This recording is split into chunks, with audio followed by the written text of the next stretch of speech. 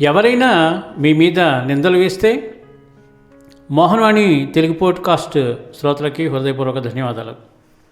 ఎవరైనా అన్యాయంగా ఎవరి మీదైనా చెడు ఆరోపణలు నిందలు వేసినంత మాత్రాన వారి జీవితంలో చెడు అయిపోతుంది జరుగుతుంది అనుకోవడం పొరపాటు.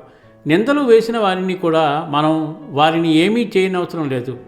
ప్రశాంతంగా ఉన్న జీవితం అనే కొలంలో ఎవరైనా అన్యాయంగా అబద్ధాలతో నిందలనే రాయిని వేసినప్పుడు ఆరోపణలు చేసినప్పుడు కేవలం ఆ సమయంలో అప్పుడు మాత్రమే అక్కడ ఉన్న ఆ నీటి ప్రశాంతతను ఆ రాయి తాత్కాలికంగా చెడగొట్టవచ్చు.